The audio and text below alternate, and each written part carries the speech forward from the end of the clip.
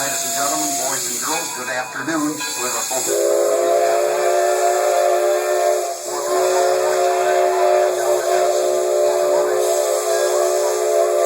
for your safety on our trains today, we do ask you please to remain seated at all times while the train is in motion.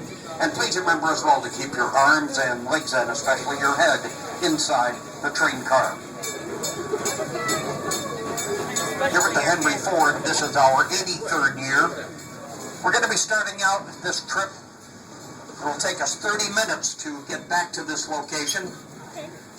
We're going to be starting it out with the birthplace home of Henry Ford, born in this white farmhouse 3 short weeks after the Battle of Gettysburg during the American Civil War in July of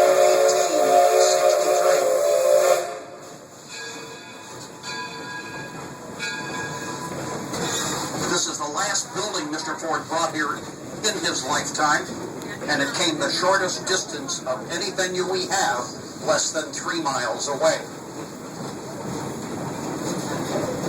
Just beyond the Ford home, we're going to get a very brief look at the Main Street area. Many of our commercial venues are located here, including the Ford Motor Company, where you can get the Model T story. We have the Wright Brothers Cycle Shop here from Dayton, Ohio, as well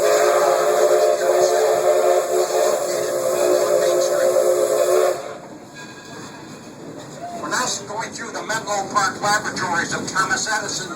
He and his associates worked in these buildings for a period of 7 years, producing hundreds of patents, and these buildings really were the birthplace of sound and light technology. Products that came out of this 5-building complex would have included the microphone, the phonograph, and the very first practical incandescent electric lighting system.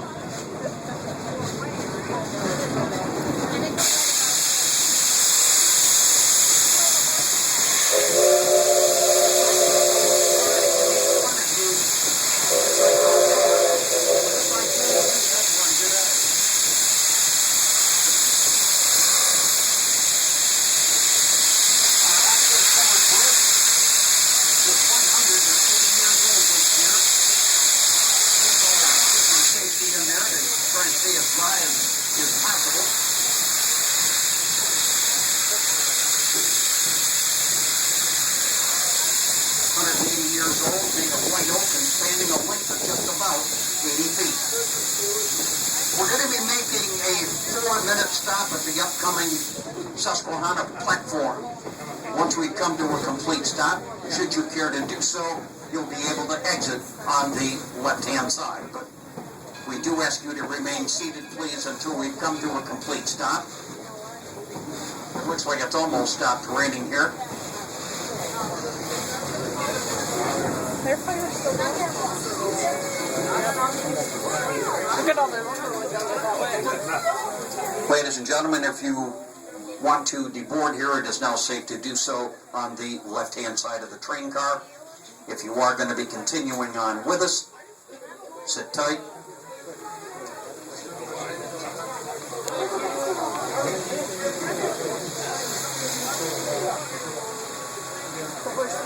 We will be underway very shortly. Is that the Ford plant? Oh look, there's sunny skies coming. Yeah.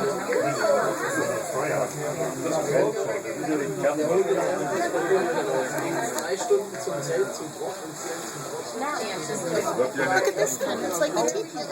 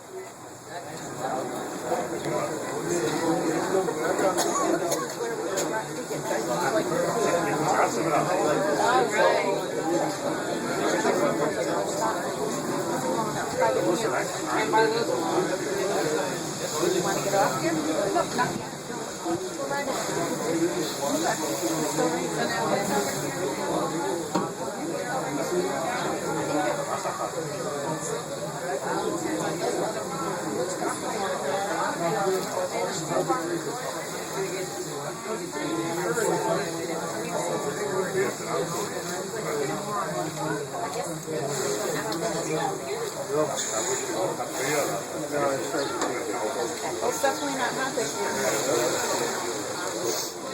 Like this year.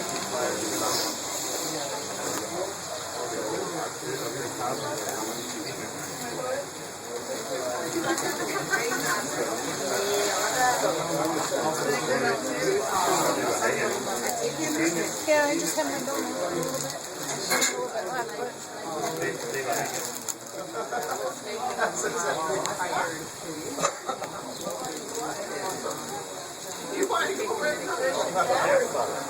Actually, a little bit left,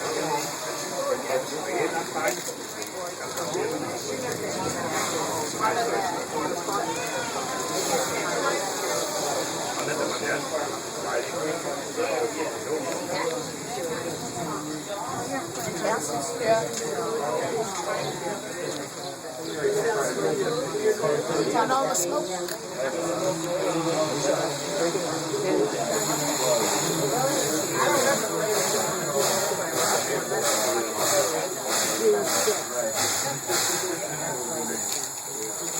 Sounds like they're practicing.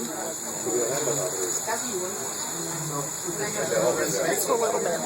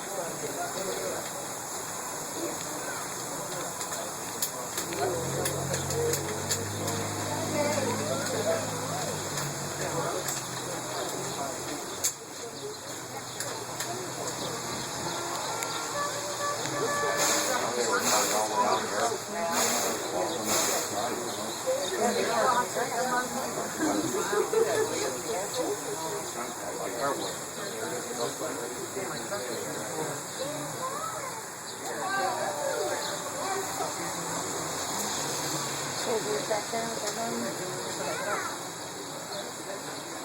729 to 809, Edison, high ball.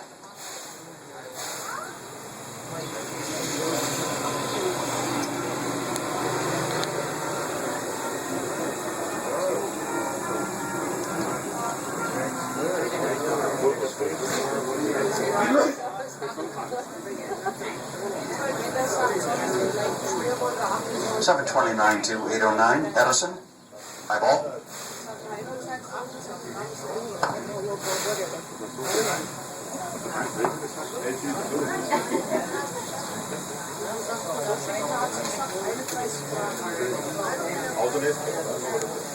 That's not period. Hover around the.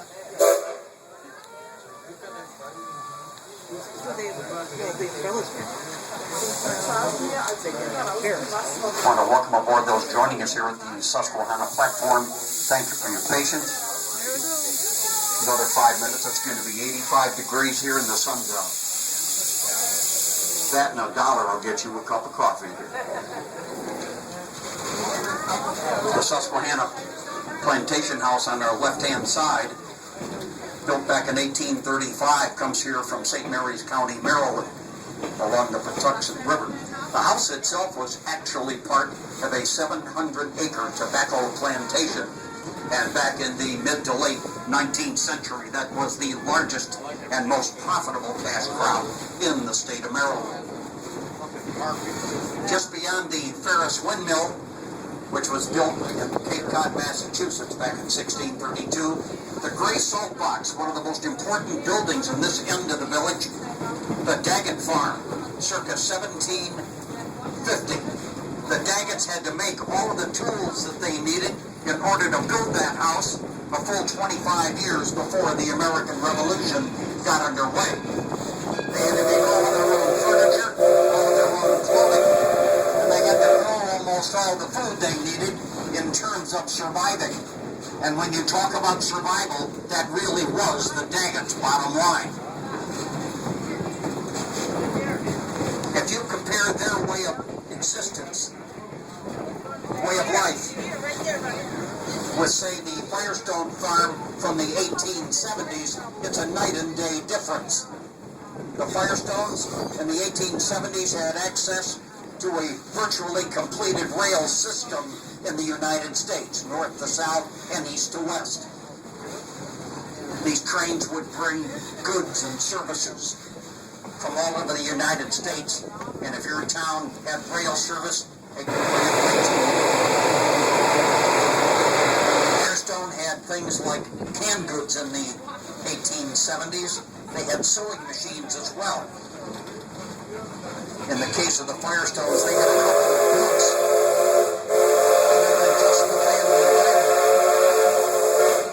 Today we would call them catalogs, and they were issued by retailers like Montgomery Ward, and 14 years later came Sears and Roebuck.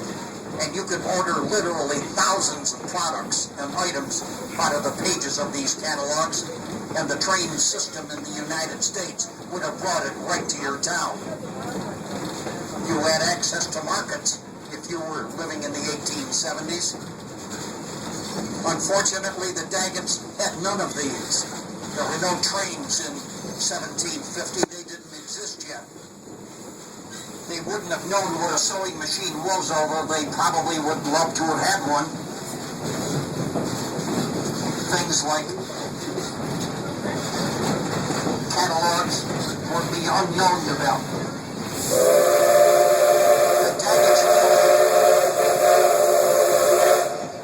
The Daggets really had one thing going for them: a tremendous work ethic and a whole lot of grit.